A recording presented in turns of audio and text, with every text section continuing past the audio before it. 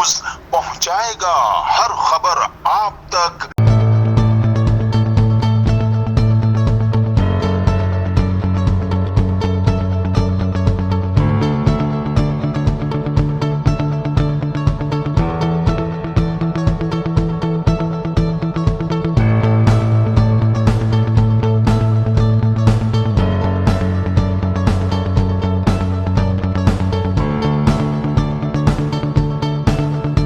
जी नाज़रीन, मैं हूं आपका मेज़बान असलम खान और आप देख रहे CNBC।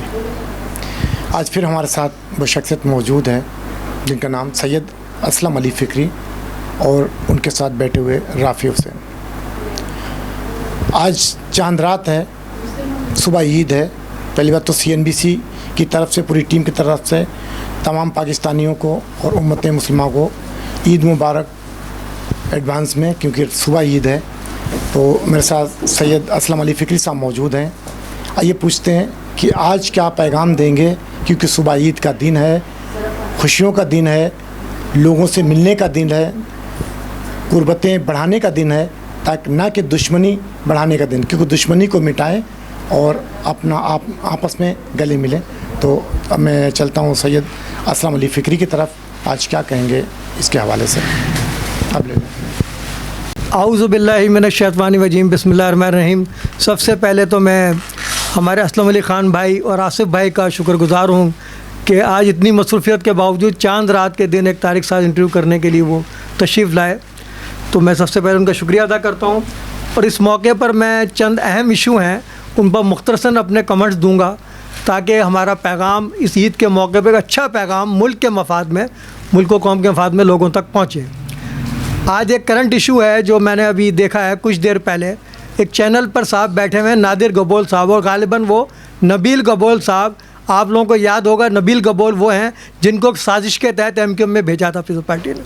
ये वक्त ने साबित किया कि उस शख्स को क्या तो एंट्री बंद थी लियारी में जब वो MQM में आया, और आज वो उनका चहीता है। तो ये साजिश थी MQM के ख़िलाफ़ जो उसको भेजा गया। और अल्ताफ़ भाई ने हमेशा की तरह सिंधी महाजिर इत्तेहाद को बरकरार रखने के लिए जो है उसको टिकट दिया 9-0 से। देखिए आप कितनी अहम सीट से 9-0 से कौमी असम्बली का और सूबाई का दिया था लियारी से। वहाँ तो वो हार गया अपने गढ़ में, लेकिन वहाँ से उसको जितवाया और फिर उस शख्स ने क्या किरदार अदा किया वो सब ने देखा। तो आज उसका बेटा, मुझे यही याद पड़ता है, उसका बेटा है नादिर गबोल, तो वो कहता है कि कराची में जो लोग आए इंडिया से ट्रेनों में बैठ कर आ गए।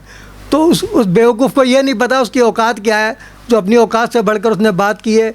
और मैं एजाज़ुल हक, उनका MQM पाकिस्तान से ताल्लुक़ है, भले नज़रियाती इख्तिलाफ़ है मेरा MQM पाकिस्तान से, लेकिन मैं एजाज़ुल हक को सलूट पेश करता हूँ कि शायद मैं उसकी जगह होता तो मैं इससे कहीं ज़्यादा उसके साथ वो हशर करता, उसका कि वो याद करता। तो जो जुमला उसको कहा कि माफ़ी मांगो बानी पाकिस्तान से, उसने बिल्कुल सही किया। एजाज़ुल हक ने हक़ अदा कर दिया अपने बानी पाकिस्तान की औलाद होने का। तो मैं भी इसकी मजम्मत करता हूँ। सदर आसिफ अली जरदारी साहब और बिलावल भुट्टो जो चेयरमैन है पार्टी को, उनको कहता हूँ कि ऐसे लोगों को आप ना बैठाएं। आप वो भुट्टो का दौर दोबारा ताज़ा ना करें, नफ़रतों का, उर्दू का जनाजा है, ज़रा धूम से निकले, हमें ना ललकारें। हम तहरीक उर्दू के गाजी हैं, हमारे इस सब्र को जो है आप कमज़ोरी ना समझें हमारी। माने अब हम इतने कमज़ोर नहीं हुए, ज़रूर है इख्तलाफात हो गए, हमारी ताकत में कमज़ोरी आ गई, लेकिन आज भी हम लियाकत अली ख़ान के मुक्के की तरह एक है इंशाअल्लाह ताला, और मुंह तोड़ जवाब दे सकते हैं इन मुतासिब लोगों को। तो सिंधी माजिर फसाद ना खड़ा जाए, सूबे की तरफ हमें ना धकेला जाए। हम नहीं चाहते हैं कि सूबा बने, लेकिन क्या कि आप खुद चाहते हो। और आप जो बात करते हो कराची की तरक्की की, वो भी बताए तो अभी का हाल ही का वाक़या जो मेरे साथ पेश आया था कि ट्रामा सेंटर पे तुम बड़ा फ़ख्र करते हो, वहाँ व्हील चेयर तक नहीं थी और मैं 3 घंटे तक इस फ्रैक्चर में वहाँ खड़ा रहा, 3-4 के बड़ा एक्सरा हुआ मेरा। तो ये हाल है और तुम दावे करते हो। और भुट्टो साहब तो चाहते थे कराची को पेरिस बनाना, तुम कराची को क्या पेरिस बनाओगे? जो जनरल परवेज़ मुशर्रफ के दौर में कराची बनाता हूँ, मुझे बना के दिखा दो वैसा, अगर वाकई तुम लोग कराची से मुखलिस हो। तुमने तो लाड़काना को मोहनजोदड़ो बना दिया भुट्टो साहब के आबाई गाँव को। तुम क्या हमें कहोगे कि हम हाँ कभी भी बनाएंगे, इंशाअल्लाह ताला हम ही बनाएंगे। ये जो मसनूई क़यादत जो इस वक्त लाई गई है, ये कराची को तरक्की नहीं दे सकती। मैं इससे ज़्यादा अब कहना नहीं चाहता। अब दूसरा इशू मैं बताना चाहता हूँ कि कराची को जब परवेज़ मुशर्रफ ने बनाया तो सिर्फ कराची को नहीं बनाया क्योंकि हम मुतासिब नहीं हैं, उसने पूरे मुल्क को बिला इम्तियाज़ रंग और नस्ल मज़हब अक़ीदा पूरे कराची को तरक्की दी। वो एक ऐसा निज़ाम लाया जो कोई ला नहीं सकता था माई का लाल। कमिश्नरी निज़ाम, अंग्रेज़ों का दिया हुआ निज़ाम का उसने ख़ात्मा किया।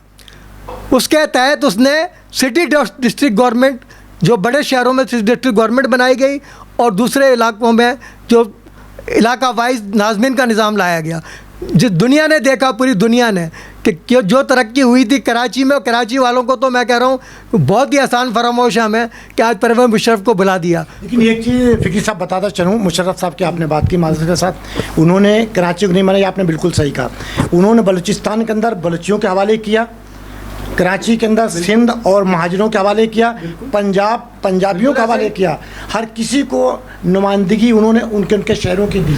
बिल्कुल, मैं आपकी इस बात से मुत्तफ़िक हूँ। मैं भी ये कहना चाह रहा था कि देख लीजिए आज जो सियासतदान कहते हैं ना सी पैक, ये कुछ भी नहीं है। अगर परवेज़ मुशर्रफ साहब स्टैंड ना लाते बलूचिस्तान में, डेली इंजीनियर मारे जा रहे थे चाइना के, तो सी पैक कैसे बनता जब ग्वादर की पोर्ट ही ना बनती। तो ये क्रेडिट उनको जाता। अगर कुछ अरसे रह जाते तो वो काला बाग डैम का भी मसला हल करके जाते। तो परवेज़ मुशर्रफ साहब को हम सलूट पेश करते हैं। और अभी सिपारको के हवाले से भी मैं आपको बता दूं कि करप्शन दज़ा सिपारको, जो कि स्टील मिल की तरह बंद होने जा रहा था जब मैंने ज्वाइन किया है, तो अल्लाह ताला ने हमारी दुआ कबूल की। और परवेज़ मुशर्रफ साहब जो है जब आए तो उन्होंने फ़ौरन टेक ओवर किया सिपारको को, हमें SPDM में शामिल किया। और 2 साल के अंदर जो काम हम समझो कि 30-32 साल में, बल्कि 33 साल में नहीं कर पाए थे उसके काम से लेकर, वो सिर्फ 2 साल में वो काम हुआ। 2 सैटेलाइट, पाकसैट 1, पाकसैट 2, ये 2 बने। और अब जो MM1 हमारा सैटेलाइट गया है, वो अभी जो हालात के तहत जो हमारा नेट स्लो चल रहा है, इसमें सैटेलाइट का कसूर नहीं है, ये हमारा इंटरनल मामला है मुल्क का कि वो सैटेलाइट वरना इतना तेज़ होना चाहिए क्योंकि प्रॉब्लम ही नहीं आनी चाहिए नेट में। वो जो सैटेलाइट गया 500 टन से ज़ायद दौर जदीद के तकाज़ों से जो आम आलात उसमें नस्ब किए गए हैं, बहुत जदीद सैटेलाइट है। इंशाअल्लाह ताला जैसी तब्दीली आएगी तो सैटेलाइट सही काम करेगा। तो अब मैं उस लिहाज से अपने chief of army staff Asim Munir साहब और चेयरमैन सिपारको हमारे सीनियर ऑफिसर हैं, ये बड़ा एक अजीब वाक़या है कि हम तो सोच भी नहीं सकते थे कि दोबारा कोई सिविलियन चेयरमैन आएगा। ये भी एक ख़ास बात बता रहा हूँ आपको अंदर की। ये पता नहीं ये मौजूदा खुदाबंदी है कि अल्लाह ताला ने कुछ हमें सिखाना चाहे कि जो सिस्टम बन चुका है इसके हिसाब से हमारे मेजर जनरल की जो पोस्ट होती है वो चेयरमैन होना चाहिए। लेकिन अल्लाह ताला शायद कोई काम देना चाहता है हमसे कि सिविलियन को भेज दिया है। लेकिन उनके आते ही जो सिपारकों के हालात ख़राब हुए, मैं उस पर भी बाबांगो दिल कहने को तैयार हूँ कि उनके आने के बाद जो कुछ जिस तरह लोगों को निकाला जा रहा है, जो मराद छीनी जा रही हैं, उस पर भी मैंने आसिम मुनीर साहब को पहले भी कहा, अब भी मैं उनकी तवज्जो दिलाना चाहता हूँ कि खुदारा इस इदारे को बचाएँ। ठीक है हम सैटेलाइट पर काम कर रहे हैं, लेकिन इस इदारे की जो है साख को बचाएँ। और वहाँ जिस तरह से वो साजिद मिर्ज़ा साहब जो करप्शन के बेताज बादशाह थे, मेजर जनरल हमारे अहमद बिलाल साहब, जिनका केस भी मैंने बाजवा साहब को भी भेजा, आसिम मुनीर साहब को भी भेजा, वो एक अलग बात है, उस पर अमल नहीं कर पाए, ये उनका मसला है। मैंने अपना फ़र्ज़ निभाया। तो मैं चाहता हूँ कि सिपारकों में इस वक्त एक हमारा इशू आया कि भाई ये चांद गाड़ी जो पहली बनी, तो इसका क्रेडिट जो है परवेज़ मुशर्रफ को जाता है। उन्होंने विज़न दिया था आकर के, भाई हमने सीढ़ी नहीं बनाई अब तक, तो हम चांद पे कब पहुँचेंगे। रिसर्च का मतलब थोड़ी साइंस की रिसर्च करते रहेंगे। तो ये उनका विज़न था जो आज भी सिपारको प्लांट पर हमारे लिखा हुआ है, रिटर्न में इंग्लिश और उर्दू में चौक में लगा हुआ है। तो ये अगर आज कामयाबी हुई, हम खला में पहुँचे 1 साल पहले, उन्हें 2025 कहा था। ये एक अलग बात है, उनकी ज़िंदगी में हम वो ख्वाब पूरा नहीं कर सके, लेकिन उनकी रूह ज़रूर सुकून में होगी इस वक्त कि उनका विज़न पूरा हुआ। उस चांद गाड़ी के लिए 1 लाख रुपए इनाम रखा गया है कि कोई भी आम आदमी हिस्सा ले सकता है। तो मैं chief of army staff Asim Munir साहब और चेयरमैन सिपारको यूसुफ खान साहब से पुरज़ोर मुतालबा करता हूँ कि वो चांद गाड़ी परवेज़ मुशर्रफ का हक़ है। जब अय्यूब खान जैसे डिक्टेटर जिसको हम कहते हैं, उसके नाम पर मेडिकल कॉम्प्लेक्स बन सकता है हज़ारा में, और इसहाक़ खान साहब जो क्लर्क से फिर ब्यूरोक्रेट बने और इत्तफाकी तौर पर जहाज़ तबाह हुआ उनका जनरल ज़िया का, तो वो हादसाती तौर पर सदर बन गए।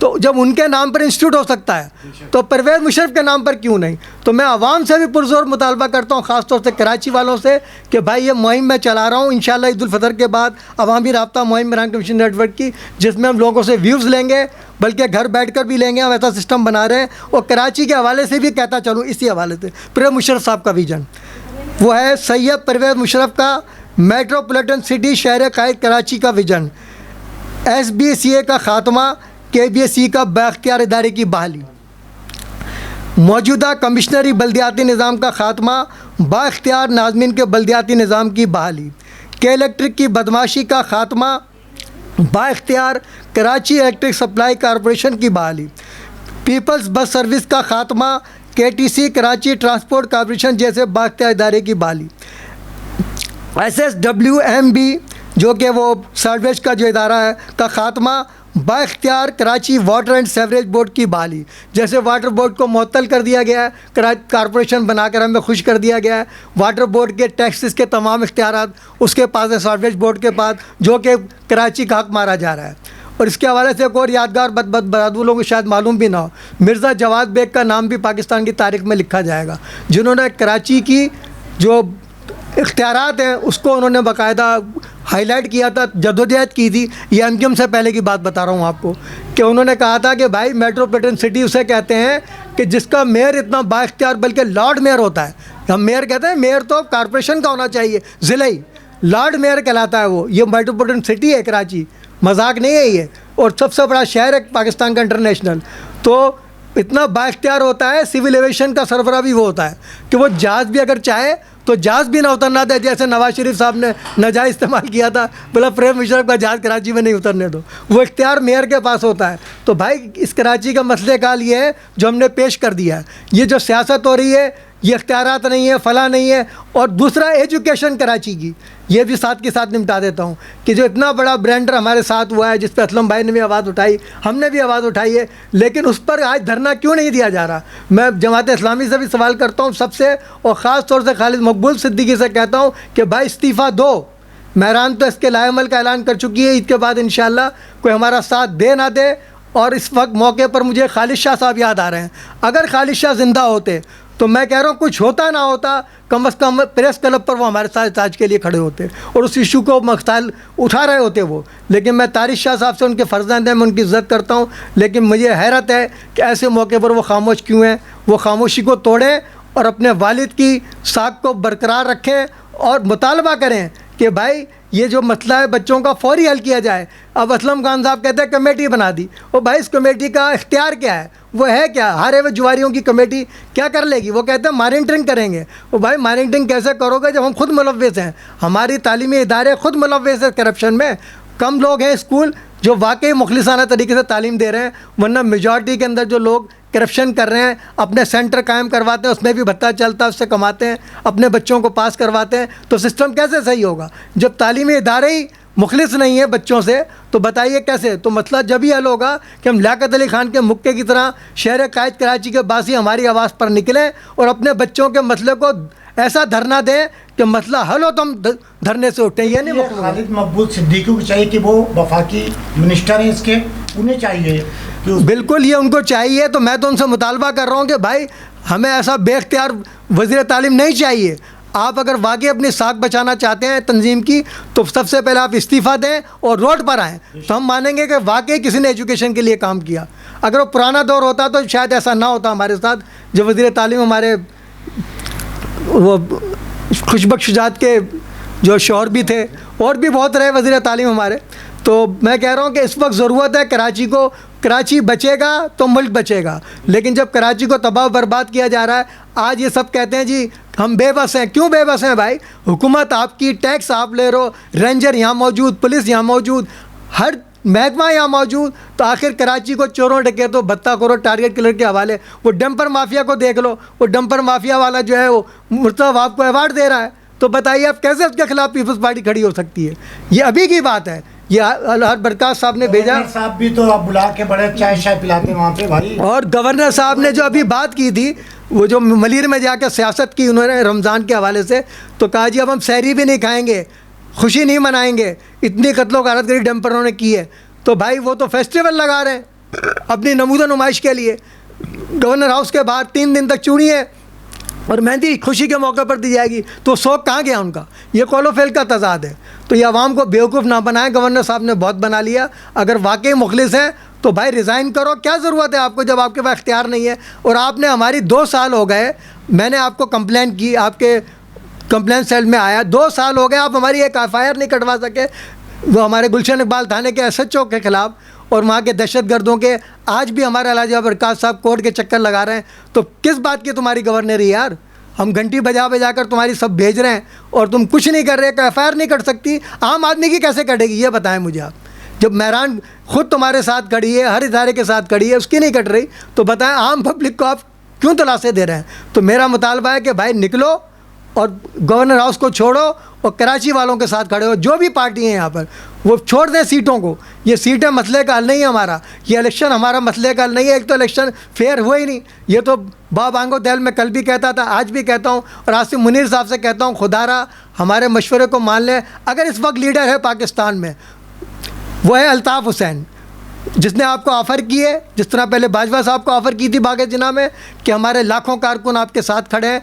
तमाम सियासी मजहबी जमातों की मुखालफत बोल गए कि आज भी वो आपके साथ बांगो दहल उसने फ़ौज का साथ दिया है। अगर अब भी आप होश के नाखून नहीं लेंगे तो ये मुल्क बचेगा नहीं। सिर्फ अल्ताफ़ हुसैन के अंदर वो सलाहियत है और उन्हें ऑफ़र भी की है कि मैं बलूचिस्तान को सही करके दिखाता हूँ, लेकिन मुझे आने तो दिया जाए। पासपोर्ट आप नहीं बनाते, उसका शनाख्ती कार्ड आप नहीं देते, और वो जिस जज ने और जिस शख्स ने FIR कटाई थी उसके बारे में साबित हो गया कि उसको इख्तियार ही नहीं था FIR कटवाने का, और वो कटवा के बाहर भाग गया। वो जज भी भाग गया जिसके पास केस आया था। अब क्या कबात है, अब क्यों रोका जा रहा है मुख्तलिफ हीले बानों से। और आफाक साहब को भी मैं वार्निंग देता हूँ कि भाई ये सियासत नहीं चमकाओ, आप महाजिर नाम पर नफ़रतें पैदा ना करो, बल्कि हकीकी मायनों में उस नज़रिए पर चलो जो कायद तरीक़े अल्ताफ़ हुसैन भाई ने दिया था। ये तुम कहते हो ना अल्ताफ़ हुसैन मेरे नज़रिए पर आ जाए, तो अल्ताफ़ हुसैन ने नज़रिया ना कल सौदा किया नज़रिए का, ना आज किया, ना करेगा।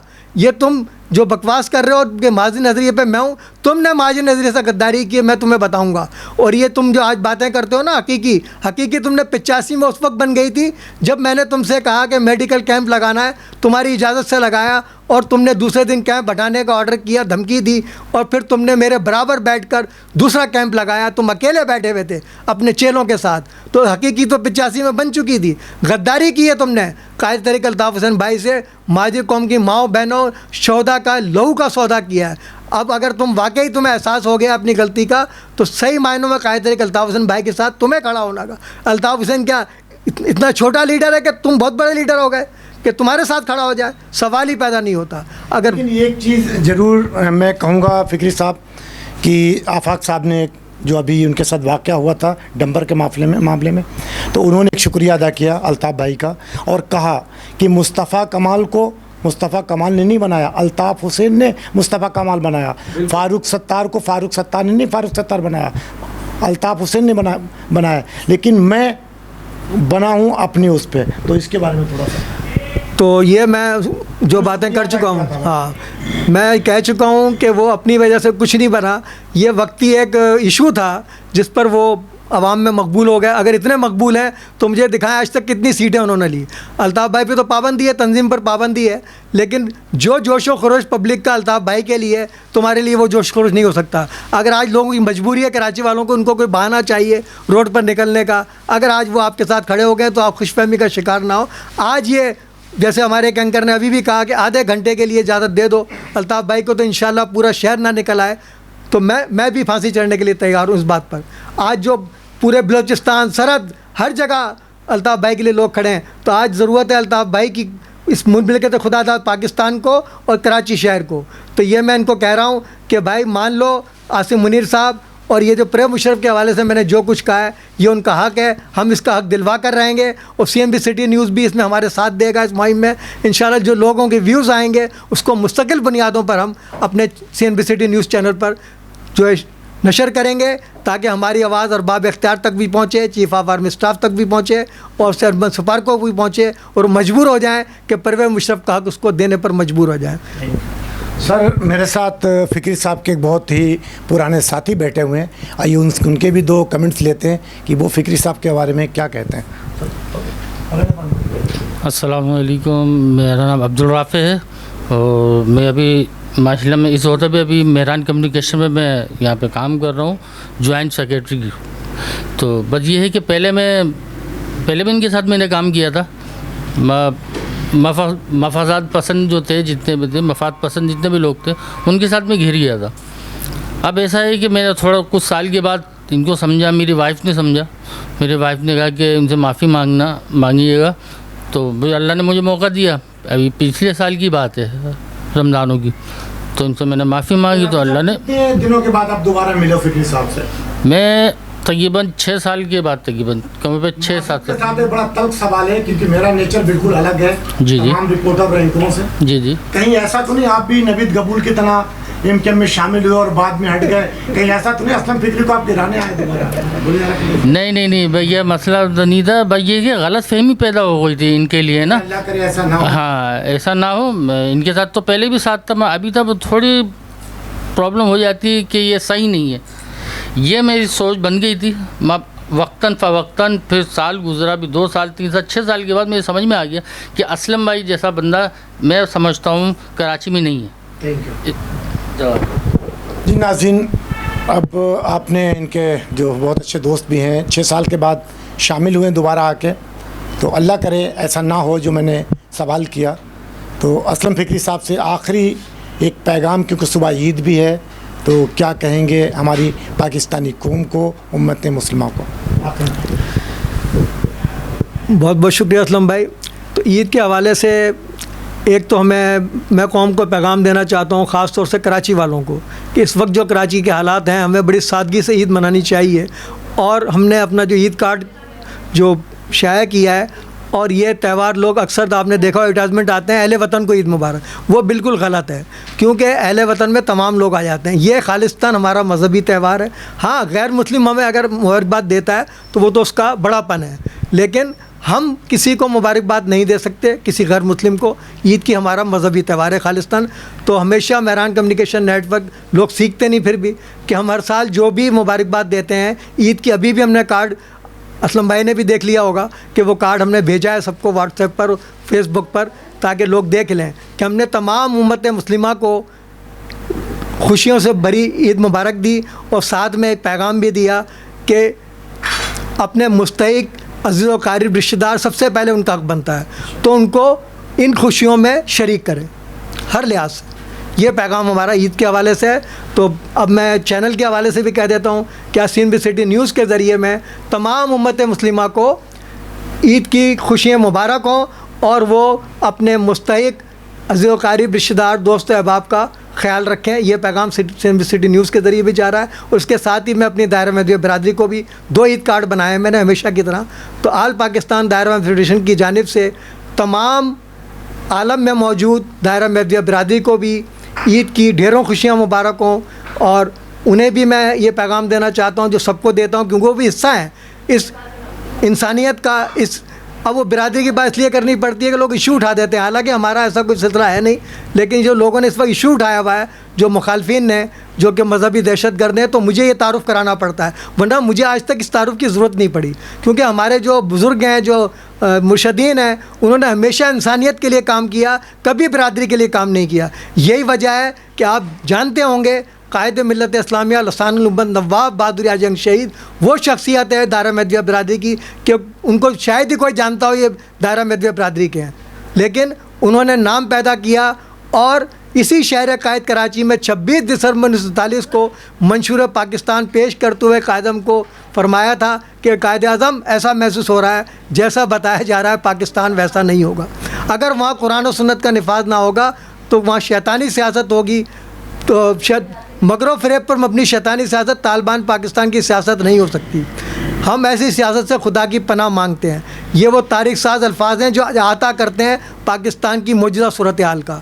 तो मैं उन्हीं की इत्तिबा में अपनी बिरादरी की तरफ से भी आज कौम को पैगाम देना चाहता हूँ कि भाई लियाकत अली ख़ान के मुक्के की तरह एक हो जाओ, अल्लामा इकबाल के शेर को सच्चा साबित कर दो कि एक हो मुस्लिम हरम की पासबानी के लिए।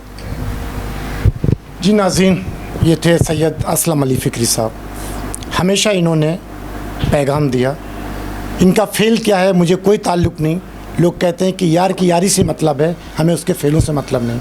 अगर वो पाकिस्तान के लिए बात करता है, पाकिस्तानी कौम के लिए बात करता है, अपनी फ़ौज के लिए बात करता है, अपने इदारों के लिए बात करता, तो उसका हक़ है, उसका साथ दें।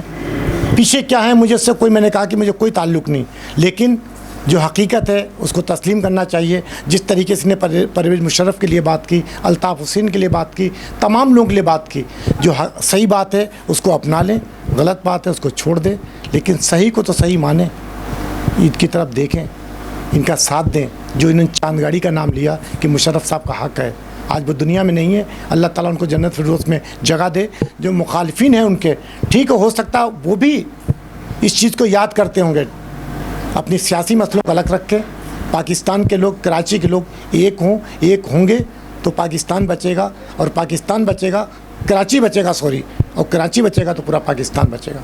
कैमरामैन जफ़र शेख के साथ Aslam Khan, CNBC city news, Karachi.